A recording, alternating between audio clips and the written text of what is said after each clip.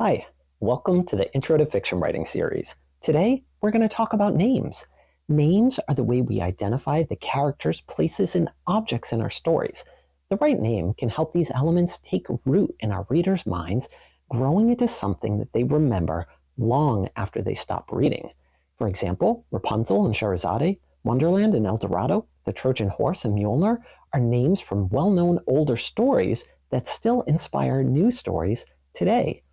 In this video, we'll cover 3 things to think about when picking names. 1, the meaning, 2, how the name sounds, and 3, the uniqueness. Then we'll wrap up with some thoughts and strategies for making sure you've chosen names that work well in your story. We start with the name's meaning. Did you know that most people names have meanings? For example, Jill from the popular nursery rhyme means youthful, and Sherlock, like the famous detective, means bright hair. There are lots of websites that help parents who are trying to pick names for their children define names and their meanings. And we writers can take advantage of those tools for our research too. For example, if I search for names that mean brave, I find Audrey, Amara, Ezekiel, and Zane. If I search for names that mean light, I find Noor, Phoebe, Lucius, and Albert. I'll talk more about characters in another video, but having an idea of your character's personality may help you find a good name that has those characteristics. Beyond the meanings you can find for the names themselves, there are also meanings we associate with certain names. Jill and Sherlock are both names that form a picture in our minds because of them also belonging to other well-known characters. In a similar way, meaning for a name can be associated with the time when a character was born, such as spring or summer for those seasons, or Noella for Christmas. Or meaning can come from a cultural heritage or religious tradition. For example, Aditi is a Hindu deity, Athena is a Greek goddess, while Mulan was a Chinese heroine. Hunahpu is a twin god from Mayan mythology. Maui is a trickster in Polynesian mythology. Oya is an Orisha and queen of the Niger River. Ramses was an Egyptian pharaoh. Solomon was a king of ancient Israel. Hugajin is a kami of Japanese mythology.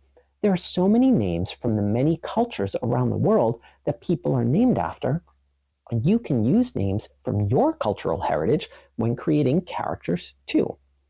Lastly, meaning can also be what a name means to us or those who are doing the naming. Going back to parents naming their children, we can think about how our characters got the names in the context of their world. Did a girl get the name Rose because of her parents' favorite TV show character or favorite flower? Did a boy get the name Rex because his parents were paleontologists who loved dinosaurs? Or were the character's parents naming their child based on conventions for their culture and heritage? Some cultures name the firstborn child based on the names of their grandparents. Some cultures name children after non-living relatives. Some cultures build names from component syllables, where certain pieces have a meaning that the parents want to bring to their child's life, like good fortune and health. If your family or culture names members based on certain patterns and belief systems and they mean something to you, carry that forward into your writing.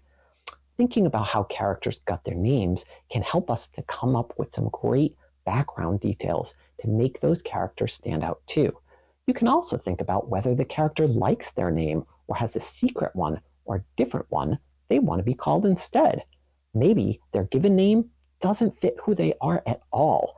That can also make a name memorable, as can a character choosing a name for themselves that fits their identity. Names with meaning doesn't just cover people though.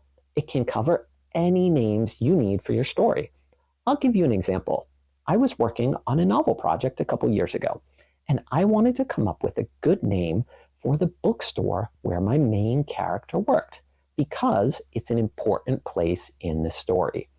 I chose the name Don't Judge because of the old adage, don't judge a book by its cover, but also because it's a place where all people are welcome and can be themselves, inspired by a real-life independent bookstore in Washington, D.C. that does community outreach programs.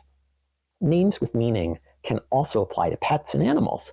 Oftentimes with pets, you'll name them after physical characteristics. For example, you might name a bunny with white fur Snowball, or a cat with black fur Midnight, or a puppy with golden fur Honey.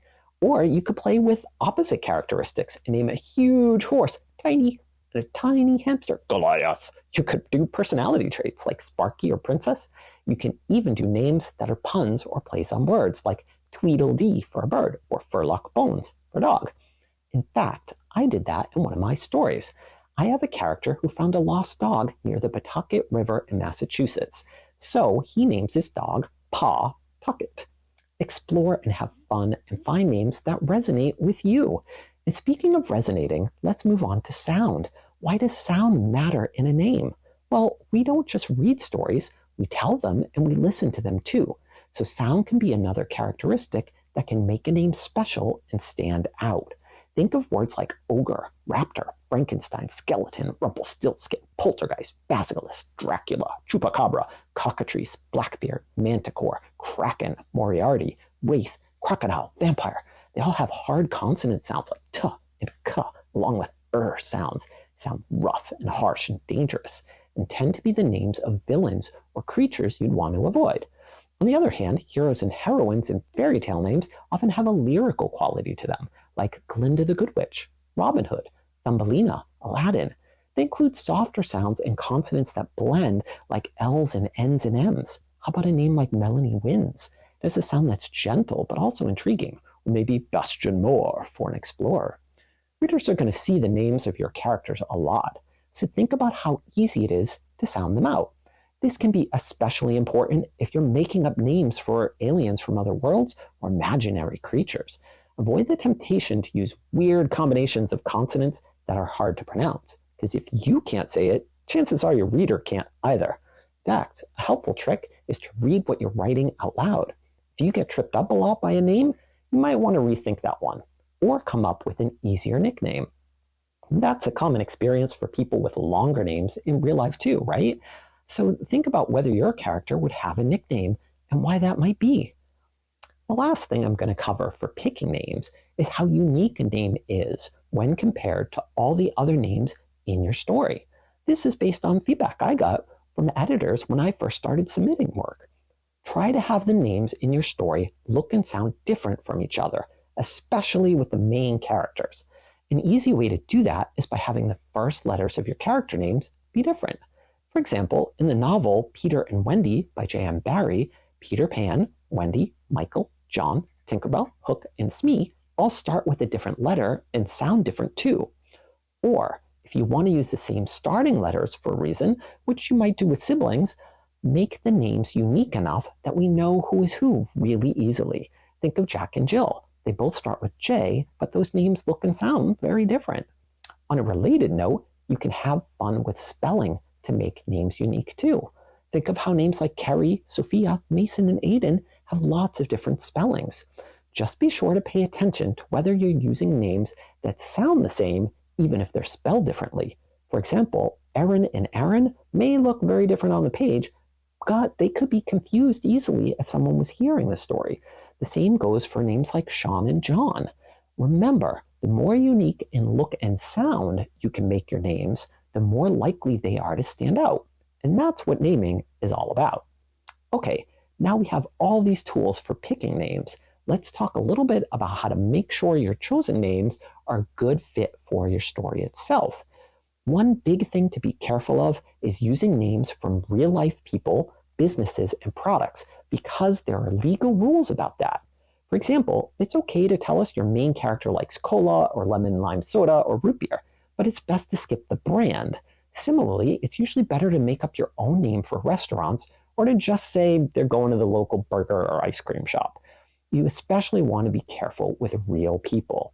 It's usually okay to include the name of a real person in a factual way, such as to mention who your main character's favorite author or singer or athlete or celebrity is, or to mention that your main character is learning about Rosa Parks or Gandhi or Dolly Parton. But you don't want to make real people into characters into your story.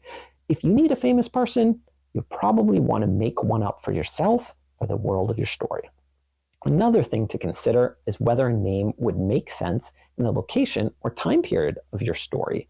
Many countries have census information online that tell you common names for different years. So if you're working on stories set in the past, you can try to find popular names from different time periods to to help you pick names that fit your settings. Oh, imagine writing a story with a main character who goes back in time 100 years.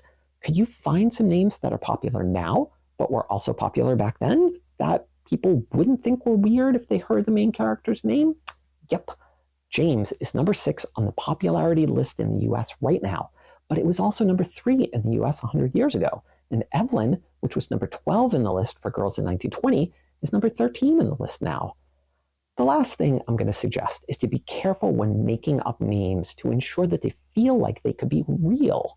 A story set in an underwater kingdom is probably going to have names inspired by things in the ocean.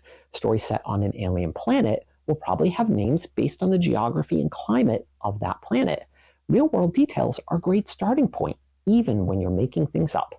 I'll give you an example of a place name in a novel I was working on. I was making up a city in Massachusetts, and I wanted it to look and sound like a real place. So I looked at several city names in the state. I noticed that Millbury, Millis, and Millville had mill in the name. There were lots of mills in Massachusetts during the Industrial Revolution. I decided to find another similar type of word to use as the first part of the name. I chose the word locks, which are things that raise and lower water and the canals in that area, because I knew they were prevalent in Massachusetts. For the ending part of the name, I chose ton, like you would find in Acton, Boston, Brockton, Dalton, and Milton. Thus, Loxton, Mass. sounds like it could be a real place because it follows patterns of other real towns in that area. In conclusion, there are several ways to create memorable names for our stories. We can focus on 1, the meaning of the name, either its actual meaning, its cultural significance, or its meaning to us. 2, how the name sounds, and 3, the uniqueness. Then we can make sure it's not a real-life person, place, or product. It works with the setting, and it uses real-life details for inspiration if we're making the name up. When you pick the right names, you make it easy for your readers to talk about the characters, places, and things in your story. And who doesn't want their work to be remembered and talked about long after someone finishes reading it? That's it for me this time around. Thanks for watching. If you enjoyed this video, give it a like, subscribe, and share it with your friends. You can also turn on notifications if you'd like to be alerted when new videos come out. Until next time, happy writing.